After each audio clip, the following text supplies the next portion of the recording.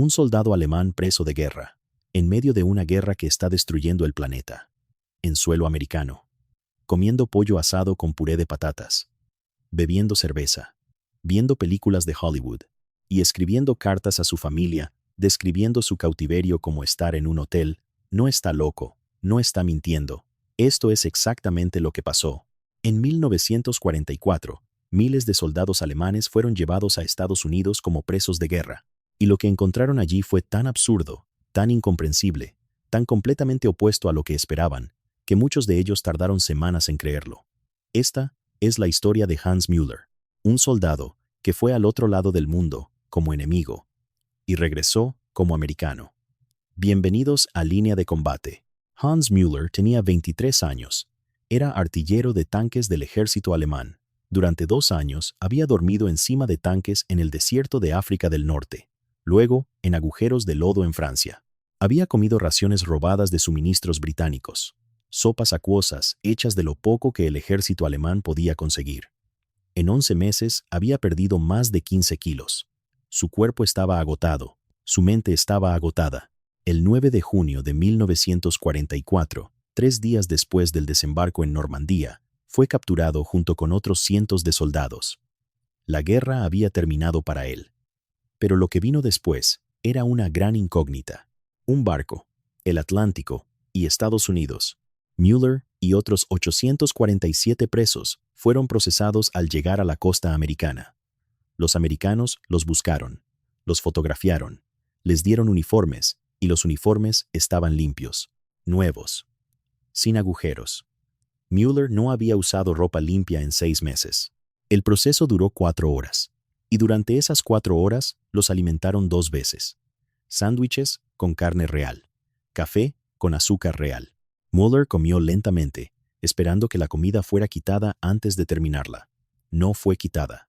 Un soldado americano le trajo un segundo sándwich sin que lo pidiera.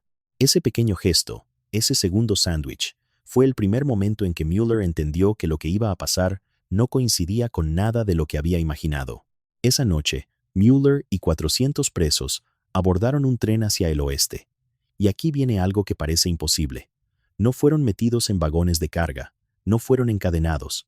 Los metieron en vagones de pasajeros, vagones con asientos, con ventanas que se podían abrir.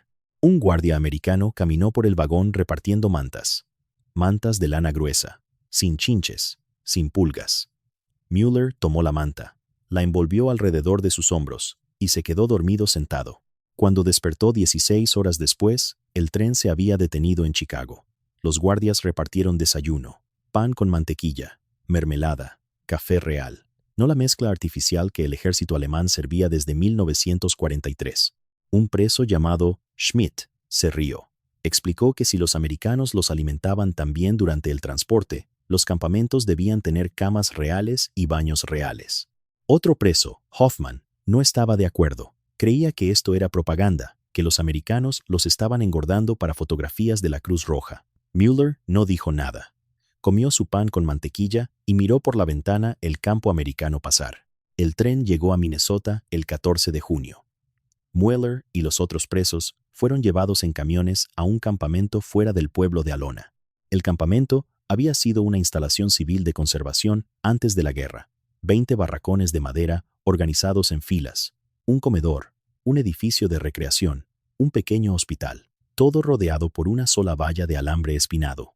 Müller había esperado paredes de concreto, nidos de ametralladoras, celdas oscuras. La valla parecía diseñada para contener ganado, no a hombres. El comandante Patterson se dirigió a los presos. Un sargento traducía al alemán, explicó las reglas. Los presos trabajarían 6 días a la semana, recibirían pago, tendrían un día libre, vivirían en barracones con camas, recibirían 3 comidas al día, tendrían acceso a atención médica, instalaciones recreativas y servicios religiosos. Müller caminó hasta su barracón asignado y encontró una cama de marco de acero con un colchón.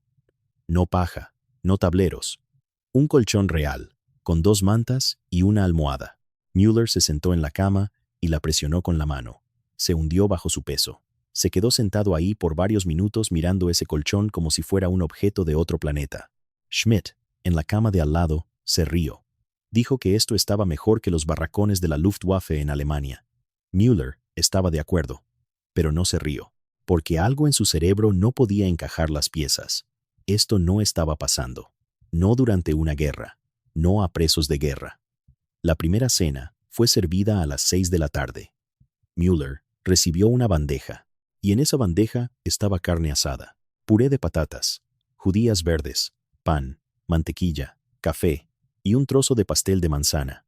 Müller llevó su bandeja a una mesa y se sentó. Miró la comida y calculó las calorías en su mente. La comida representaba aproximadamente 1.400 calorías. Una sola comida. Los americanos estaban alimentando a los presos más en una comida de lo que el ejército alemán proporcionaba en todo un día. Müller comió lentamente. Había aprendido en África que comer demasiado rápido después de mucho tiempo sin comer causaba calambres brutales. Otros presos comían más rápido. Algunos volvían a pedir más. Los cocineros americanos no los detenían. Schmidt regresó a la mesa con una segunda porción de carne asada. Explicó que el cocinero le había preguntado si quería más. Dijo que sí, y el cocinero le llenó el plato, sin preguntas, sin formularios. Solo más comida. Hoffman estaba llorando. No fuerte, solo lágrimas corriendo por la cara mientras comía su puré de patatas. Müller entendió. Hoffman había sido capturado en mayo de 1943. Había pasado 13 meses de incertidumbre, de preguntarse si cada día sería el último, y ahora estaba comiendo pastel de manzana en Minnesota. El trabajo comenzó al día siguiente. A las 5:30 de la mañana, un silbato retumbó por el campamento. Después del desayuno, Müller y otros 47 presos fueron asignados a una granja de verduras. La granja era propiedad de una familia llamada Peterson. El señor Peterson tenía 54 años. Sus 2 hijos estaban sirviendo en el Pacífico con los marines. Peterson necesitaba que los presos arrancaran malezas de su campo de repollo. Müller nunca había trabajado en una granja. Antes de la guerra, había sido aprendiz de mecanista en Stuttgart. Pero arrancar malezas no requería habilidades especiales, solo resistencia. A las 10:15, la señora Peterson apareció con un gran recipiente de agua fría. A mediodía, trajeron sándwiches, jamón y queso en gruesas rebanadas de pan, manzanas, galletas. Schmidt comentó que el almuerzo estaba mejor que cualquier cosa en la Luftwaffe. Otro preso llamado Weiss explicó que la granja de su familia en Baviera había sido requisicionada por el ejército alemán en 1942. Sus padres habían sobrevivido con patatas y repollo durante 2 años, y ahora él estaba comiendo sándwiches de jamón en Minnesota. Weiss cerró los ojos y dijo algo que resumió lo que todos pensaban. Esto es un sueño. Para las 4 de la tarde Müller había completado su cuota. Regresaron al campamento. La cena fue chuletas de cerdo, patatas al horno, maíz, pan, mantequilla y pastel de chocolate. En un solo día, Müller había consumido más calorías de lo que comía en 3 días en Normandía. Podía sentir su fuerza retornando. Esa noche, Müller escribió una carta a sus padres en Stuttgart. Explicó que había sido capturado en Normandía y transportado a América, que estaba en Minnesota trabajando en una granja, que estaba saludable. Preguntó sobre su hermano menor Klaus, que había sido enviado al frente oriental. El trabajo continuó durante 3 semanas. Cada día seguía el mismo patrón: despertar, desayuno, viaje a la granja, trabajo, regreso, cena, recreación. La rutina era monótona, pero predecible. Müller prefería predecible. Predecible significaba sin artillería, sin ataques aéreos, sin órdenes repentinas de retirarse bajo fuego. Para mediados de julio, Müller había ganado casi 5 kilos. El doctor americano del campamento realizaba inspecciones semanales. Su informe mostró que el preso promedio había ganado casi 6 kilos en 6 semanas. Müller lo atribuyó a comer 3 veces al día y a no ser bombardeado. En agosto, Müller fue trasladado a una fábrica de conservas. Operaba una máquina que clasificaba guisantes. La fábrica tenía aire acondicionado. Müller nunca había trabajado en un edificio con aire acondicionado. Y luego pasó algo inesperado. La administración del campamento anunció que los presos podían comprar cerveza. Cerveza real. Müller compraba 2 botellas a la semana y las bebía mientras escribía cartas a su familia. En septiembre, llegó una carta de su madre. Stuttgart había sido bombardeado en marzo. Su casa estaba dañada pero de pie.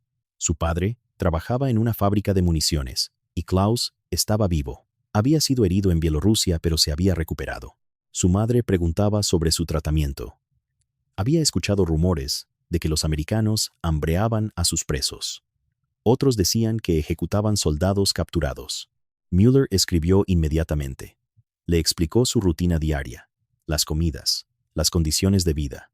Le dijo que había ganado peso y estaba saludable, que los americanos trataban a los presos según la Convención de Ginebra, que estaba a salvo. No le dijo que estaba comiendo mejor que durante todo su tiempo en el ejército alemán. Ese detalle parecía cruel cuando su familia sobrevivía con comida racionada. Para diciembre, Müller pesaba 85 kilos, 13 kilos más que cuando llegó en junio.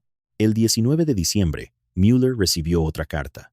Klaus estaba muerto, asesinado en Prusia del Este durante la ofensiva soviética en octubre. Su cuerpo no había sido recuperado. Müller leyó la carta 2 veces. Caminó afuera hacia la nieve y se quedó de pie varios minutos. Esa noche pensó en las matemáticas de la guerra. Klaus había luchado 2 años en el frente oriental y murió en octubre de 1944, mientras Müller cortaba árboles en Minnesota y comía 4.500 calorías al día. La injusticia era abrumadora. El 8 de mayo de 1945, Alemania firmó la rendición. Los altavoces del campamento anunciaron la noticia. Los guardias americanos no celebraron en voz alta. Simplemente informaron que la guerra en Europa había terminado. Los presos continuarían sus asignaciones hasta aviso contrario. La respuesta llegó gradualmente. Los presos alemanes permanecerían en América hasta que se pudiera organizar el transporte de regreso. El ejército necesitaba los barcos para traer soldados americanos. En julio, llegaron nuevas regulaciones. Sin más cerveza, sin cigarrillos. Las comidas se ajustarían para reducir costos. Los ciudadanos americanos se quejaban. Estaban lidiando con raciones mientras los presos comían pollo asado. Las comidas menos generosas comenzaron en agosto. Menos carne, más patatas. Los postres desaparecieron, pero las comidas todavía eran adecuadas. Todavía más que en el ejército alemán. Müller fue enviado de vuelta a la granja Peterson para la cosecha. Peterson lo recibió por nombre. Le preguntó sobre sus planes después de la repatriación. Müller explicó que no tenía planes. Stuttgart había sido bombardeado repetidamente. La economía estaba destruida. Peterson mencionó algo que cambió la vida de Müller para siempre. Dijo que Minnesota necesitaría trabajadores después de la guerra. Si Müller quería quedarse en América, lo ayudaría con el proceso de inmigración. En enero de 1946, Müller recibió una carta de su padre. Stuttgart se estaba recuperando lentamente. La comida era escasa, los trabajos difíciles de conseguir. Su padre sugirió que si Müller tenía oportunidades en América, debería considerar quedarse. Alemania tomaría años en reconstruirse. Su padre le estaba dando permiso para no volver a casa. En febrero, Müller habló de nuevo con Peterson. El proceso era complicado pero posible. Müller pasó 2 semanas considerando la decisión. ¿Podía abandonar todo para convertirse en americano? ¿Podía un soldado alemán convertirse en ciudadano americano? El 3 de marzo de 1946, Müller tomó su decisión. Aceptó la oferta. Se quedaría en América. El proceso de solicitud tomó 7 meses. Müller vivió en un apartamento en Alona y trabajó en la granja Peterson. Compró libros de inglés y estudió cada noche. Para octubre, podía mantener conversaciones simples sin traductor. El 17 de diciembre de 1946, su solicitud fue aprobada. Le concederían residencia permanente, con camino hacia la ciudadanía después de 5 años. Müller continuó trabajando para Peterson.